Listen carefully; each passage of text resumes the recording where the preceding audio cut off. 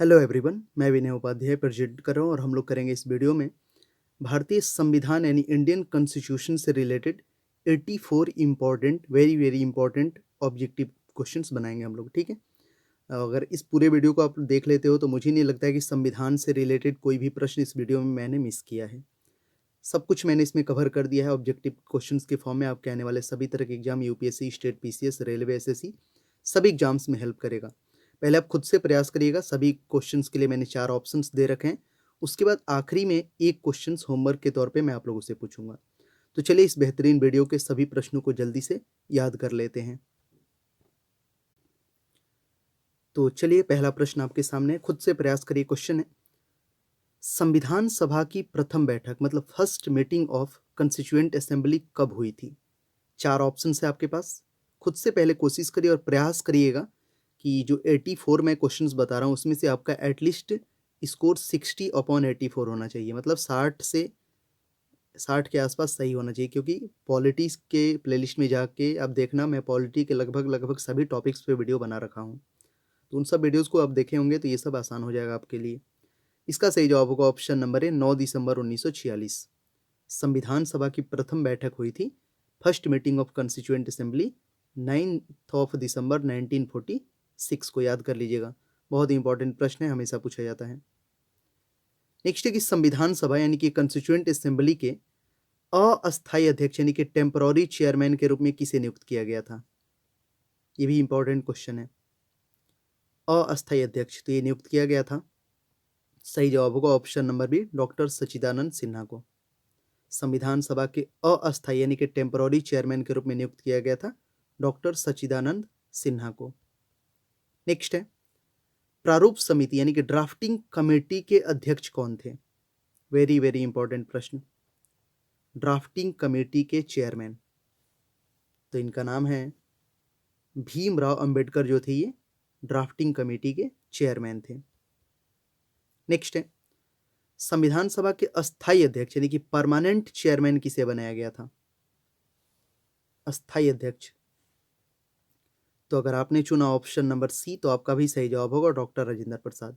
देखिए 3 नाम याद रखिएगा। अस्थायी अध्यक्ष पूछेगा डॉक्टर राजेंद्र प्रसाद, अस्थायी अध्यक्ष पूछेगा डॉक्टर सच्चिदानंद सिन्हा, और ड्राफ्टिंग कमेटी का चेयरमैन पूछेगा तो डॉक्टर भीमराव अंबेडकर। ये तीनों नाम आपको याद रखने हैं, तीनों में से कोई ना कोई क्वेश्चन पूछ ही देता है। नेक्स्ट है, संविधान सभा के अंतिम रूप से संविधान को कब पारित कर दिया गया था? पारित किया गया है, अडॉप्ट मतलब कब किया गया है इंडियन कॉन्स्टिट्यूशन को? देखिए पारित करना और लागू करना ये दोनों अलग अलग चीजें हैं। तो पारित किया गया कब? 26 नवंबर 1949 को। इसका सही जवाब होगा option number D.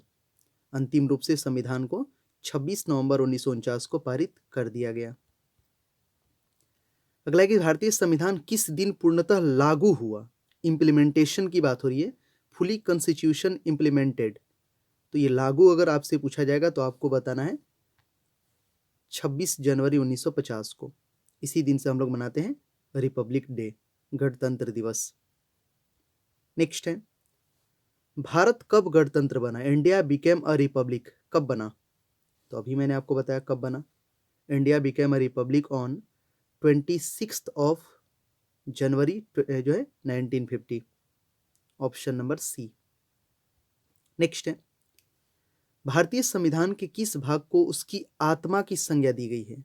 Indian constitution का सोल किसे बोलते हैं? इंडियन कॉन्स्टिट्यूशन का सोल, भारतीय संविधान की आत्मा, तो ये बोला जाता है जो हमारा प्रियम्बल है ना, प्रस्तावना, इसी को बोला जाता है कि हम भारत के लोग भारत को संपूर्ण प्रभुत्व संपन्न समाजवादी धर्मनिरपेक्ष राज्य बनाने के लिए। मुझे उम्मीद है कि एटलीस्ट कम से कम सभी लोगों को प्रियम्बल यानी हमारे संविधान का प्रस्तावना याद होगा, तो इसे संविधान का आत्मा बोलते हैं। संविधान सभा ने राष्ट्रगान यानी इंडियाज नेशनल एंथम को कब स्वीकार किया था? जो है ना जनगण मन, जिसे लिखा है रविंद्रनाथ टैगोर ने, तो इसे स्वीकार किया गया था 24 जनवरी 1950 को। ऑप्शन नंबर ए सही जवाब होगा। नेक्स्ट है, भारतीय नागरिकों को प्राप्त मूल अधिकारों की संख्या मतलब नंबर ऑफ फंडामेंटल राइट्स कितनी है? मूल अधिकार, हमारे फंडामेंटल राइट्स कितने हैं? तो हमारे फंडामेंटल जो राइट्स है इनकी संख्या है 6, याद रखिएगा। टोटल 6 जो है हमारे मूल अधिकार हैं। और एक प्रश्न ये भी पूछा जाता है कि ये जो मूल अधिकार हैं ये किस संविधान से लिए गए हैं, किसके संविधान से? तो ये हम लोगों ने लिया है यूएसए से, यूनाइटेड स्टेट ऑफ अमेरिका के कॉन्स्टिट्यूशन से फंडामेंटल राइट हमने अपने संविधान में जोड़ा है।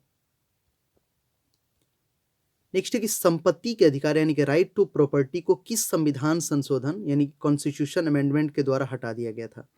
संपत्ति का अधिकार अभी मूल अधिकार नहीं है, तो इसे किस संविधान संशोधन के तहत हटा दिया गया था? तो ये भी आपको याद रखना है, ये कॉन्स्टिट्यूशन अमेंडमेंट नंबर था 44th, 44वें संविधान संशोधन के तहत संपत्ति के अधिकार को हटा दिया गया था।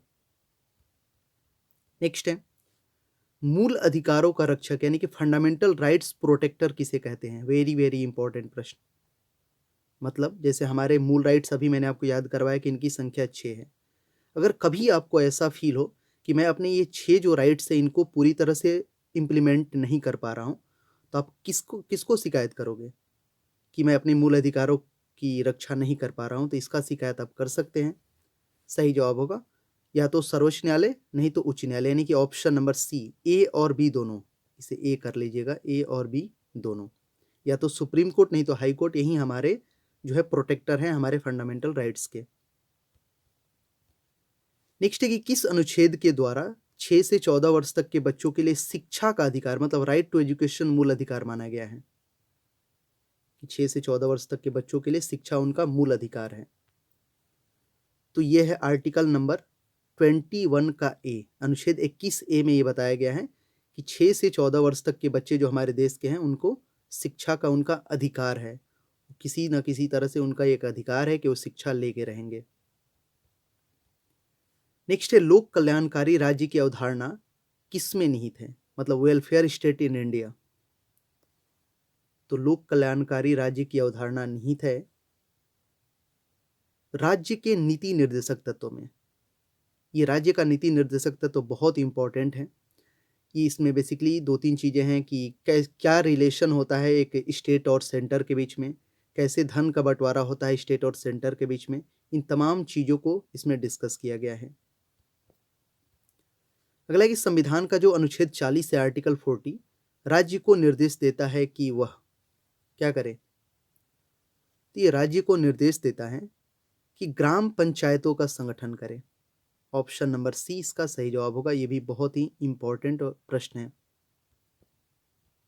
अगला है कि संविधान में मूल कर्तव्य यानी कि फंडामेंटल ड्यूटीज को शामिल करने की प्रेरणा किस देश के संविधान से ली गई है? अब देखिए फंडामेंटल ड्यूटीज की बात हो रही है, जैसे हमारे कुछ फंडामेंटल राइट्स हैं वैसे ही मतलब हमारे कुछ फंडामेंटल ड्यूटीज भी बनते हैं, हमारे कर्तव्य। तो ये लिया गया है रूस के संविधान से फंडामेंटल ड्यूटीज, और फंडामेंटल राइट्स मैंने याद करवाया था अमेरिका के संविधान से, तो दोनों याद रखिएगा। अगला है कि संविधान में मूल कर्तव्य की कुल संख्या कितनी है? फंडामेंटल राइट्स हैं 6 और फंडामेंटल ड्यूटीज अगर आपसे पूछा जाएगा तो इनकी संख्या है 11। ऑप्शन नंबर बी सही जवाब है। नेक्स्ट है संविधान में मूल कर्तव्यों को किस समिति की अनुशंसा के आधार पर शामिल किया गया? मूल कर्तव्य जो है फंडामेंटल ड्यूटीज ये किसकी अनुशंसा पे शामिल किया गया था? ये भी प्रश्न आता है। तो इनका नाम, ये समिति का नाम रखिएगा, याद रखिएगा, मतलब इनका नाम है स्वर्ण सिंह समिति। इसी कमेटी की अनुशंसा पे फंडामेंटल ड्यूटीज को हमने अपने कॉन्स्टिट्यूशन में शामिल किया था। अगला प्रश्न है भारतीय संघ की शक्ति मतलब executive power of the union किस में निहित है? तो जो संघ की शक्ति बात हो रही है, जो सेंटर का पावर है वो है राष्ट्रपति के पास। ऑप्शन नंबर सी सही जवाब होगा। Executive power of the union is president. अगला है राष्ट्रपति के निर्वाचक मंडल में शामिल है, मतलब जो इलेक्शन होता है प्रेसिडेंट का, उसमें कौन कौन लोग शामिल होते हैं?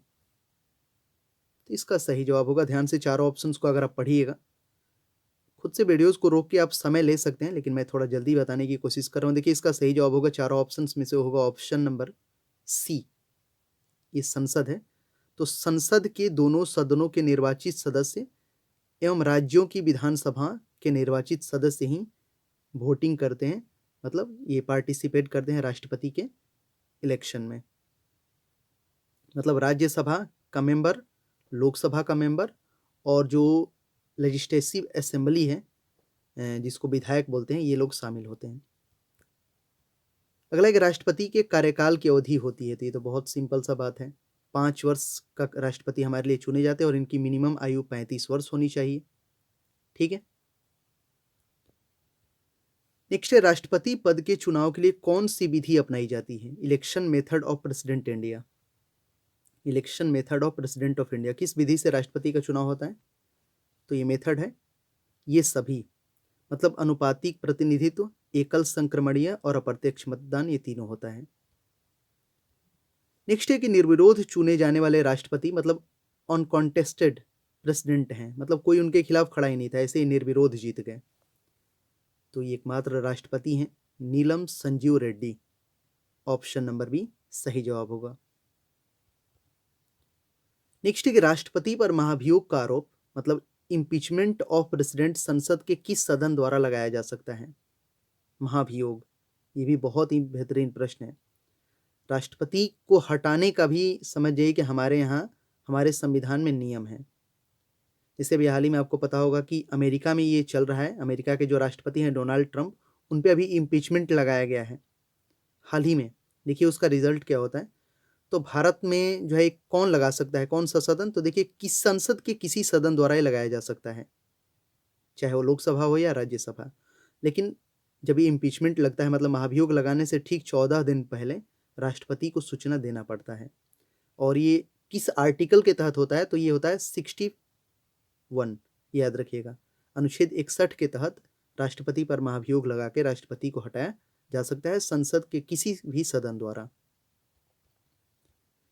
नेक्स्ट है भारतीय सेना में इंडियन आर्मी का सर्वोच्च सेनापति सुप्रीम कमांडर कौन होता है?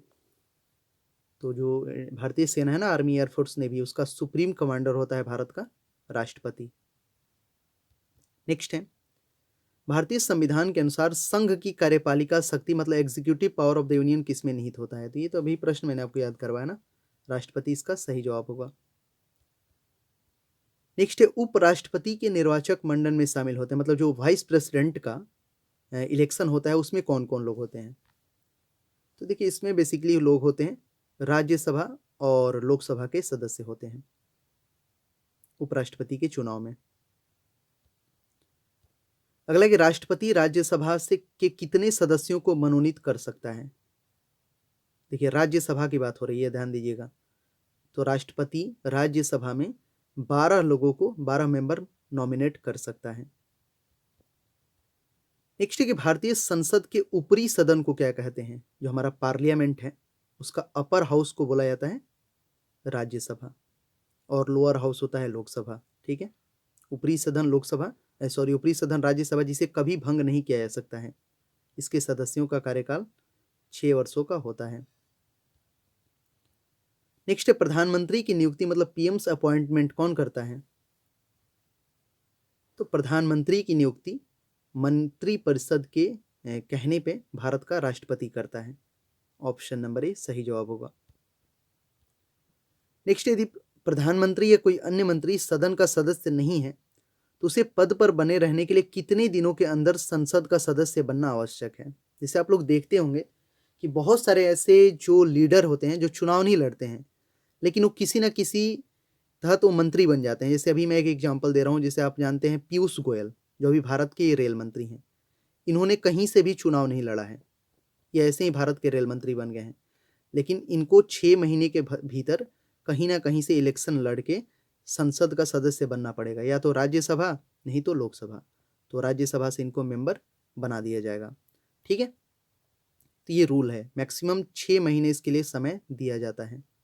ऑप्शन नंबर बी सही जवाब होगा। नेक्स्ट है मंत्रिपरिषद यानी सामूहिक रूप से किसके प्रति उत्तरदायी होता है? काउंसिल ऑफ मिनिस्टर्स जो है सामूहिक रूप से, ध्यान दीजिएगा, मंत्रिपरिषद सामूहिक रूप से किसके प्रति उत्तरदायी होता है? तो सामूहिक रूप से अगर आपसे पूछा जाएगा तो लोकसभा आपको बताना है। ऑप्शन नंबर सी सही जवाब होगा।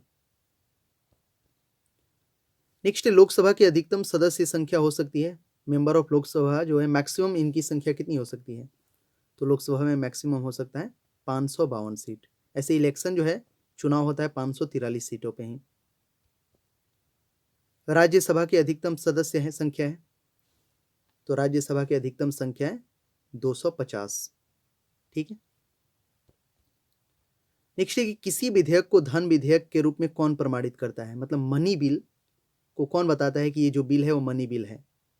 इस चीज को प्रूफ करता है लोकसभा अध्यक्ष। ये भी प्रश्न बहुत बार एग्जाम में आया हुआ है। नेक्स्ट है, केंद्र सरकार का प्रथम विधि अधिकारी कौन हो सकता है? First law officer. तो प्रथम विधि अधिकारी होता है केंद्र सरकार का महान्यायवादी, अटॉर्नी जनरल जिनको बोला जाता है। और वर्तमान में कौन है अटॉर्नी जनरल, उनका नाम आप हमें कमेंट सेक्शन में बताना। देखिए, आप पॉलिटी और हिस्ट्री के वीडियोस देखना चाहते हैं तो उसका प्लेलिस्ट मैंने अलग से बना रखा है, उसमें जाके सभी टॉपिक को अलग अलग करके मैंने डिस्कस कर रखा है, तो सब वीडियोस आप जरूर देखें, वहां से आपको बहुत कुछ सीखने को मिलेगा। नेक्स्ट है, संघ राज्य क्षेत्रों का प्रशासन कौन चलाता है? जो यूटी होता है, यूनियन टेरिटरीज। अब इनकी संख्या भारत में हो गई है कितनी? 6 हो गई है। ठीक है, क्योंकि दादर नगर हवेली और दमन दीव को भी मिला के कर दिया गया है एक। तो इसका सही जवाब होगा, वो होगा इसका जो है 6 नहीं, आप 7 बोल सकते हो, सॉरी, क्योंकि 2 और बने थे ना, लद्दाख और जम्मू कश्मीर, तो इनकी संख्या 7 हो गई है। तो यूटी को प्रशासन जो है कौन होता है? सही जवाब होगा राष्ट्रपति द्वारा नियुक्त प्रशासक, इसका सही जवाब होगा। देखिए, उपराज्यपाल अगर आप लगाते हैं तो गलत हो जाएगा, हर जगह एलजी नहीं है। ठीक है ना, कुछ जगह हैं जिनको प्रशासक बोला जाता है, और एलजी भी प्रशासक ही होता है जो राष्ट्रपति द्वारा नियुक्त होता है। भारत के प्रथम राष्ट्रपति कौन थे? ये तो बहुत आसान सवाल है। पहले राष्ट्रपति डॉक्टर राजेंद्र प्रसाद। नेक्स्ट है, स्वतंत्र भारत के पहले भारतीय गवर्नर जनरल कौन थे? स्वतंत्र भारत के पहले, तो ये थे चक्रवर्ती राजगोपालाचारी। इस तरह के प्रश्नों को याद रखिएगा, ये सब भी पूछा जाता है। राष्ट्रपति द्वारा लोकसभा तथा राज्यसभा में मनोनीत किए जाने वाले सदस्यों की संख्या है। तो राज्यसभा वाला तो मैंने आपको अभी याद करवाया था, लोकसभा इसमें पहले ऐड किया है, तो लोकसभा में 2 और राज्यसभा में 12। ऑप्शन नंबर बी सही जवाब होगा। लोकसभा एवं राज्यसभा के 2 अधिवेशनों के बीच अधिकतम कितने समय का अंतर होना चाहिए? तो अधिकतम जो है अंतर होना चाहिए मैक्सिमम 6 महीना, 6 महीना से ज्यादा का अंतर नहीं होना चाहिए दोनों अधिवेशन के बीच। नेक्स्ट है, राज्य की कार्यपालिका का प्रमुख कौन होता है? जैसे संघ की कार्यपालिका का मुख्य प्रमुख होता है राष्ट्रपति, वैसे ही राज्य की कार्यपालिका का प्रमुख होता है राज्यपाल।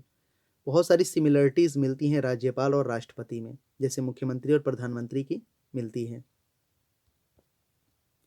संविधान के अनुसार विधानसभा के सदस्यों की अधिकतम संख्या होती है, विधानसभा, तो विधानसभा की अधिकतम संख्या होती है 500।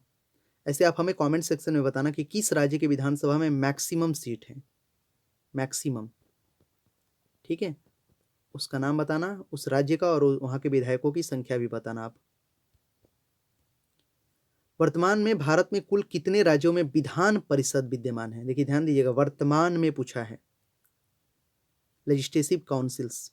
ये राज्य के ऊपर डिपेंड करता है कि वो रख सकते हैं, नहीं तो नहीं रख सकते हैं। वर्तमान में अगर आपसे पूछा जाएगा तो आप 6 बताना। पहले 7 था, लेकिन अब 7 नहीं रहा। क्यों? क्योंकि जम्मू कश्मीर अब राज्य नहीं रहा, ये बन गया है अब यूटी। ठीक है, तो जम्मू कश्मीर में भी था लेजिस्लेटिव काउंसिल्स, विधान परिषद, लेकिन अब नहीं है, अब इनकी संख्या 6 है। राज्य का मंत्रिमंडल सामूहिक रूप से किसके प्रति उत्तरदायी होता है? सामूहिक रूप से पूछा है, तो सामूहिक रूप से सही जवाब होगा। राज्य का बात हो रहा है ना, तो विधानसभा इसका सही जवाब होगा। और व्यक्तिगत रूप से अगर आपसे पूछा जाएगा तो आपको मुख्यमंत्री जवाब देना है। विधानसभा का वर्ष में कम से कम कितने अधिवेशन होने अनिवार्य हैं? विधानसभा का तो कम से कम तो 2 होने ही चाहिए, 6 महीने से ज्यादा का गैप नहीं होना चाहिए। किस राज्य में विधानसभा सदस्यों की संख्या सर्वाधिक है? ये प्रश्न अभी मैंने आपसे पूछा था। विधानसभा सदस्यों की संख्या सर्वाधिक है उत्तर प्रदेश में। कितनी संख्या है ये आपसे मैंने पूछा है, ये बताइएगा आप हमें। कितने एमएलए जो है मतलब हो सकते हैं, MLA, member of legislative assembly. Jammu Kashmir राज्य को किस अनुच्छेद के अंतर्गत विशेष राज्य का दर्जा प्राप्त है? नहीं था, आप इसे बोलिएगा आप, क्योंकि अब ये वहां से हट गया है। तो स्पेशल स्टेटस प्राप्त था आर्टिकल 370 के तहत, जिसको कि हाल ही में हटाया गया, और ये 370 हटने के बाद बहुत सारे और प्रश्न पॉलिटी के ऐड हो गए हैं, तो उन सब क्वेश्चंस को आप ध्यान दीजिएगा। भारत का नियंत्रक एवं महालेखा परीक्षक किसके द्वारा नियुक्त किया जाता है? जिसको बोलते हैं ना CAG, comptroller and auditor general of India, नियंत्रक एवं महालेखा परीक्षक, तो इसकी नियुक्ति भारत में करता है कौन? राष्ट्रपति। और ये वर्तमान में कौन है? CAG, उनका भी नाम आप हमें कमेंट सेक्शन में बताइएगा। भारत का उच्चतम जो है न्यायालय कहाँ स्थित है? हाई नहीं, सुप्रीम बोलते हैं इसको। सुप्रीम कोर्ट ऑफ इंडिया कहाँ है? तो सुप्रीम कोर्ट ऑफ इंडिया भी है, जो है भारत की राजधानी नई दिल्ली में है सुप्रीम कोर्ट। भारत के सर्वोच्च न्यायालय में न्यायाधीशों की कुल संख्या कितनी है? तो न्यायाधीशों की कुल संख्या भी हाल ही में आपको पता है कि बढ़ाया गया था। पहले था 30+1, मतलब 30 न्यायाधीश और एक मुख्य न्यायाधीश। अब इनकी संख्या हो गई है 33+1, 33 न्यायाधीश और एक मुख्य न्यायाधीश, यानी अब टोटल हो गए हैं 34। इसका सही जवाब होगा। हाल ही में 10% बढ़ाया गया था। नेक्स्ट है, सर्वोच्च न्यायालय के मुख्य न्यायाधीशों की नियुक्ति कौन करता है? तो सर्वोच्च न्यायालय के मुख्य न्यायाधीशों की नियुक्ति भारत का राष्ट्रपति करता है। ऑप्शन नंबर बी सही जवाब होगा। उच्चतम न्यायालय के न्यायाधीशों का कार्यकाल है, उच्चतम यानी सुप्रीम कोर्ट की बात हो रही है, तो उनके न्यायाधीशों का कार्यकाल होता है 65 वर्ष की आयु पूरी होने तक। 65 वर्ष की अगर आयु पूरी हो जाएगी तो अपने आप रिटायर हो जाएंगे, कोई फिक्स टाइम नहीं है, ठीक है, लेकिन 65 वर्ष एक मैक्सिमम टाइम रखा गया है। सर्वोच्च न्यायालय के प्रथम मुख्य न्यायाधीश हैं, तो सर्वोच्च न्यायालय के प्रथम मुख्य न्यायाधीश कौन थे? हीरालाल जे कनिया, सही जवाब होगा। नेक्स्ट, वर्तमान में भारत में उच्च न्यायालयों की संख्या कितनी है? ये इंपॉर्टेंट प्रश्न है। वर्तमान में भारत में जो टोटल हाई कोर्ट है, देखिए ऑप्शंस में तो दिया ही नहीं है, ऑप्शंस इसमें नहीं है, इसका सही जवाब होगा 25। इसे याद कर लीजिएगा। टोटल 25 हाई कोर्ट अब भारत में हो गए हैं। अभी हाल ही में सबसे लेटेस्ट जो बना है वो बना है जो है आंध्र प्रदेश का हाई कोर्ट। पहले आंध्र प्रदेश तेलंगाना का एक ही था, लेकिन आंध्र प्रदेश का भी नया हाई कोर्ट बना है, तो इसकी संख्या टोटल भारत में 25 हो गई है। पहले 24 था, ठीक है, इसमें हैदराबाद वाला ऐड नहीं किया था, नहीं तो 25 अब कर लीजिएगा। उच्च न्यायालय के मुख्य न्यायाधीशों की नियुक्ति कौन करता है? उच्च न्यायालय यानी यहाँ पे बात हो रहा है हाई कोर्ट, तो देखिए हाई कोर्ट का भी मुख्य न्यायाधीश का नियुक्ति भारत का राष्ट्रपति ही करता है। उच्च न्यायालय के न्यायाधीशों के कार्यकाल की सीमा होती है, हाई कोर्ट के न्यायाधीश की बात हो रही है, तो अपनी उम्र के 62 वर्ष पूरे होने तक। उच्चतम न्यायालय होता तो 65 हो जाएगा, और जब मतलब सुप्रीम कोर्ट तो 65 वर्ष उनकी एज के रिकॉर्डिंग, और जब हाई कोर्ट होगा तो 62 वर्ष पूरे होने तक। किस उच्च न्यायालय की आधिकारिकता सर्वाधिक क्षेत्रों पर है, मतलब उसके अंडर में बहुत ज़्यादा स्टेट्स आता है? तो यह है Guwahati high court. North east के में अकेले यही एक हाई कोर्ट है, गुवाहाटी हाई कोर्ट। किस उच्च न्यायालय में सर्वाधिक संख्या में न्यायाधीश कार्यरत हैं? तो सबसे बड़ा जो है हाई कोर्ट भारत का ही नहीं बल्कि एशिया का सबसे बड़ा हाई कोर्ट है, जहां सबसे ज़्यादा जज बैठते हैं, यह है इलाहाबाद हाई कोर्ट, ठीक है। नेक्स्ट है, संविधान के किस अनुच्छेद के द्वारा राष्ट्रपति को सर्वोच्च न्यायालय से परामर्श मांगने का अधिकार प्राप्त है? मतलब प्रश्न ये है कि अगर कहीं सजेशंस लेना है, सलाह लेना है भारत के राष्ट्रपति को, जो कि भारत का राष्ट्रपति तो सबसे बड़ा है, लेकिन अगर उसको भी कभी सलाह की जरूरत पड़ेगी तो सलाह ले सकता है सुप्रीम कोर्ट से। किस आर्टिकल के तहत? तो है आर्टिकल नंबर 143, याद रखिएगा, ये भी इंपॉर्टेंट है। किस केंद्र शासित प्रदेश यानी यूनियन टेरिटरी का अपना उच्च न्यायालय है? तो टोटल यूटी भारत में 7 हो गए हैं, और किसी के पास नहीं है, देखिए, ठीक है, इसका सही जवाब होगा ऑप्शन नंबर डी, किसी के पास नहीं है उच्च न्यायालय, ये दिए गए ऑप्शंस में से, ठीक है। ऐसे अगर इसमें दिल्ली रहता तब तो हो जाता, क्योंकि दिल्ली के पास है हाई कोर्ट, ठीक है, इसमें तो दिल्ली है नहीं। राष्ट्रपति राष्ट्रीय आपात की उद्घोषणा किन परिस्थितियों में कर सकता है? नेशनल इमरजेंसी, मतलब पूरे देश में इमरजेंसी, जो इंदिरा गांधी के टाइम लगा था, तो इसके लिए सिचुएशन है ये सभी, अगर युद्ध का टाइम हो, बाह्य आक्रमण हो, या सशस्त्र विद्रोह हो। नेक्स्ट है कि भारत में अब तक कितनी बार राष्ट्रीय आपात की घोषणा की जा चुकी है? नेशनल इमरजेंसी का अनाउंसमेंट कितनी बार हुआ है? तो अभी तक भारत में 3 बार आपातकाल लगा है, ठीक है, युद्ध के ही समय लगा है, आपको पता होगा, ठीक है। तो 3 बार नेशनल इमरजेंसी लगी हुई है। अगला है, भारत में राष्ट्रपति किस अनुच्छेद के अंतर्गत देश में राष्ट्रीय आपात की घोषणा करता है? नेशनल इमरजेंसी किस आर्टिकल के तहत लगेगा? तो नेशनल इमरजेंसी लगता है आर्टिकल 352 के तहत, अनुच्छेद 352 के तहत लगता है। पूरे देश भर में इमरजेंसी लगा सकता है राष्ट्रपति। और एक होता है राष्ट्रपति शासन, जो स्टेट में लगता है, जैसे अभी महाराष्ट्र में लगा था। ये प्रश्न है कि संविधान की किस अनुच्छेद के आधार पर राज्यों में संवैधानिक तंत्र की विफलता पर राष्ट्रपति शासन यानी प्रेसिडेंट रूल लगाया जाता है? तो यह है आर्टिकल 356। 3 आर्टिकल आपको याद रखने हैं, 352, 356 और 360। यह है नेशनल इमरजेंसी, यह है राज्य में इमरजेंसी जिसको राष्ट्रपति शासन बोलते हैं, और यह है वित्तीय इमरजेंसी। राज्यों में राष्ट्रपति शासन की अधिकतम अवधि है प्रेसिडेंट रूल, तो देखिए मैक्सिमम रह सकता है 3 वर्ष तक, लेकिन स्टार्टिंग में लगाया जाता है केवल 6 माह के लिए, फिर बाद में 6-6 माह कर के लिए बढ़ाया जा सकता है, लेकिन अधिकतम अवधि पूछा जाएगा तो 3 वर्ष ही होगा। संविधान के किस अनुच्छेद के आधार पर देश में वित्तीय आपात की घोषणा की जा सकती है? Financial emergency. तो ये तो अभी मैंने आपको बताया, फाइनेंशियल इमरजेंसी लगता है अनुच्छेद 360 के तहत, आर्टिकल 360 के तहत। अगला है कि संसद द्वारा अनुमोदन के बाद किसी राज्य में राष्ट्रपति शासन एक बार में कितने समय तक के लिए लागू किया जा सकता है? तो पहली बार अभी मैंने बताया ना कि पहली बार लग सकता है 6 महीने के लिए, फिर इसको 6-6 महीने करके लिए बढ़ाया जा सकता है, मैक्सिमम 3 ईयर्स तक हो सकता है। नेक्स्ट है, राज्य में राष्ट्रपति शासन लगाने की स्थिति में कितने दिनों के अंदर उसकी संसद से स्वीकृति आवश्यक है? तो अगर किसी राज्य में राष्ट्रपति शासन लग गया है तो इसकी संसद से स्वीकृति जरूरी है 60 दिन के अंदर, 2 महीने के अंदर इसका सही जवाब होगा। नेक्स्ट है कि दल बदल यानी पार्टी चेंजेस, जैसे आप देखते हो कोई बीजेपी में है तो कांग्रेस में है तो बीजेपी, ऐसे ही पार्टी बदलते रहते हैं ना लोग, तो इससे संबंधित कानून का उल्लेख किस अनुसूची में है, किस शेड्यूल में है? तो ये है 10वीं अनुसूची में। 10वीं अनुसूची के ही तहत ये कोई भी किसी भी पार्टी में जब मन करे तब जा सकता है, आ सकता है। तो याद रखिएगा 10th शेड्यूल बहुत इंपॉर्टेंट है, 10वीं अनुसूची। संविधान द्वारा कितनी भाषाओं को मान्यता प्रदान की गई है? Recognition of languages.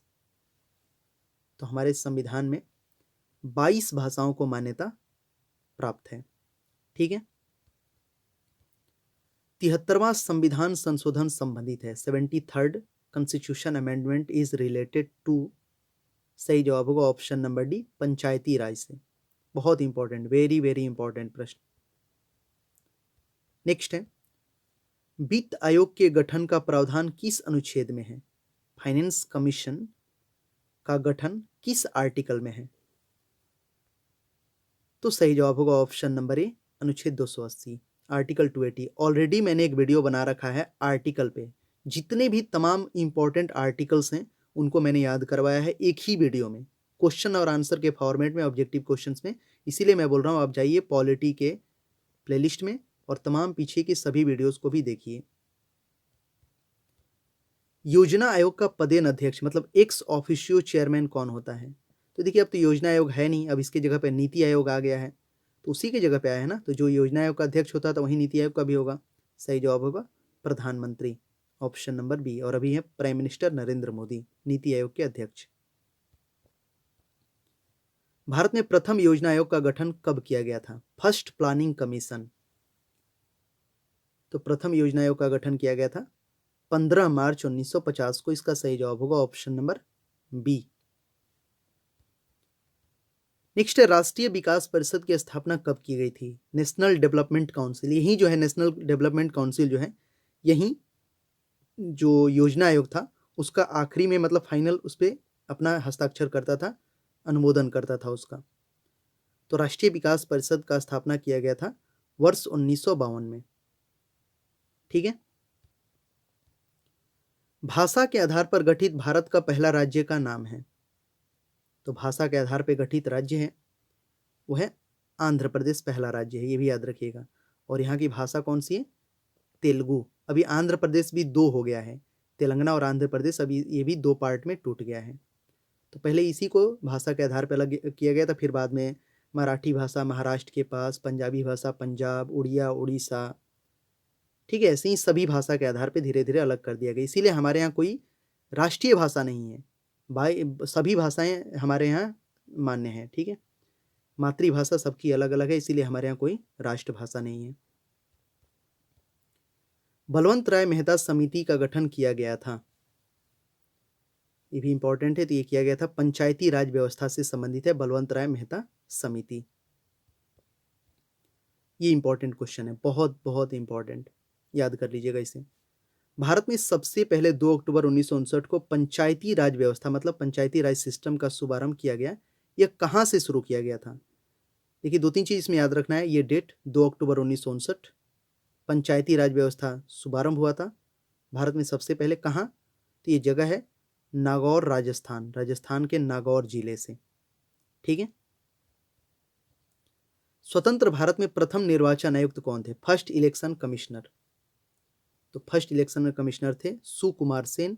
और वर्तमान में कौन है उनका भी नाम हमें कमेंट सेक्शन में आप बताइएगा। पहले वित्त आयोग का गठन 1951 में किया गया था, इसके अध्यक्ष कौन थे?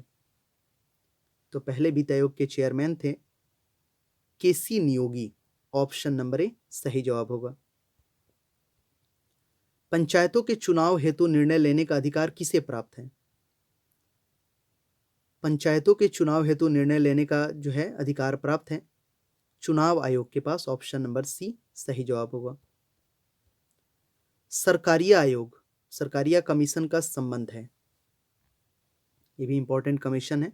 इसका संबंध है केंद्र राज्य के संबंध से, कि मतलब एक सेंट्रल गवर्नमेंट और स्टेट गवर्नमेंट के बीच का रिलेशन कैसा होना चाहिए, ठीक है। और वीडियो का आखिरी प्रश्न, और आखिरी प्रश्न हमेशा आप लोगों के लिए मैं होमवर्क छोड़ता हूँ, तो A to Z सभी लोग वीडियो को लाइक करिएगा बिना बोले, और बिना बोले शेयर करिएगा, ठीक है। अच्छा लगता है जब आप लोग कमेंट्स करते हो, सभी प्रश्नों का आंसर करते हो, इसलिए मैं एक होमवर्क क्वेश्चन पूछता हूँ, कमेंट करके बताइएगा वीडियो कैसा लगा। होमवर्क क्वेश्चन आप लोगों के लिए कि संसद के द्वारा देश में सूचना पाने का अधिकार, राइट टू इन्फॉर्मेशन संबंधी विधेयक कब पारित किया गया था? आपके पास ऑप्शन है जून 2002, अप्रैल 2003, जून 2005, जुलाई 2006।